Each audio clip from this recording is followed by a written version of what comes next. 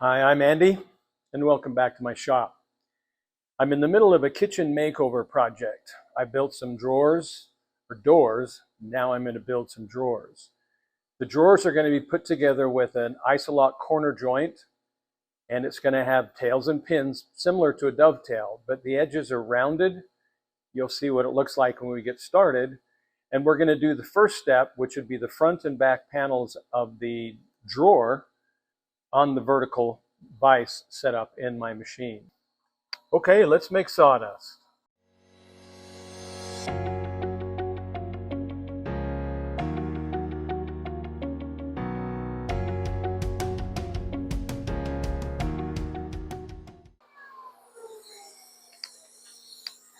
Now we're just going to loosen the clamps, take the part out.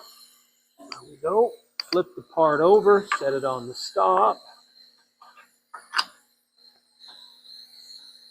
and then just repeat.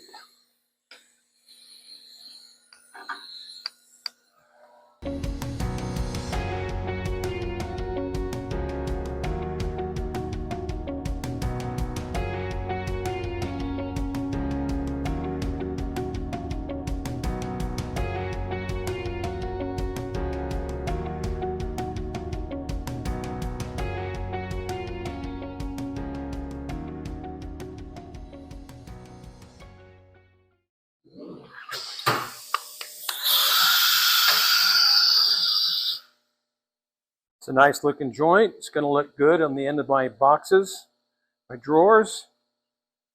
All I've got to do now is make, let's see, I need 36 of these, 35 more. That'll keep me busy for a while. We'll talk to you later.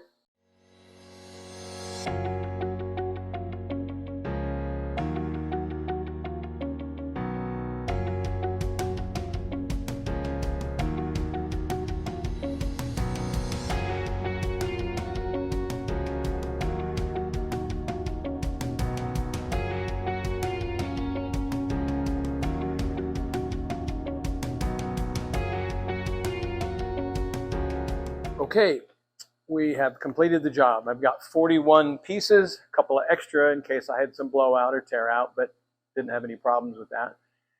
Just in case you were wondering the timing, I ran a stack of 5, ran my stopwatch.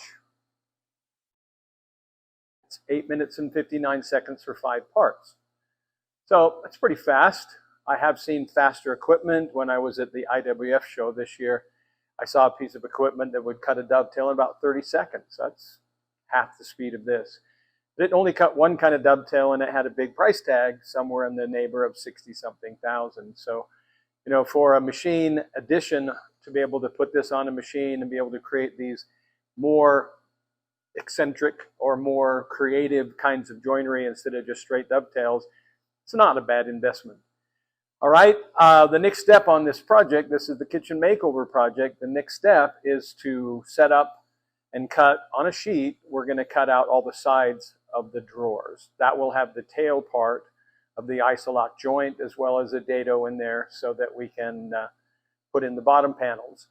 These parts are all going to go over to the table saw and put in my dado blade and cut a quick groove for the bottom panel right here. And so that's the next step there. Next thing you'll see will probably be cutting the side panels and then final assembly. Now here's your efficiency tip of the day. Some of you noticed that when I was running the part at the beginning of this video, it would stop in the 0, datum point corner at 0.385 above the part. That's set in the program in Aspire. But I wanted to change that because I didn't want to have to manually jog things out of my way in order to pull a part and put a new part in. So I went to the very bottom of the program, and on the last couple lines, the last ones, M30 and M5, we ignore those. We go up above that, and this says go to the 0 point. So this said G00X 0.0000, Y 0.0000. Well, I wanted it to move away from me. That was towards the home position. That would be a positive move, so I changed this to X6. Above that, I didn't want it to move away from me and hit my table. So I changed this Z from 0.385 to 2.0.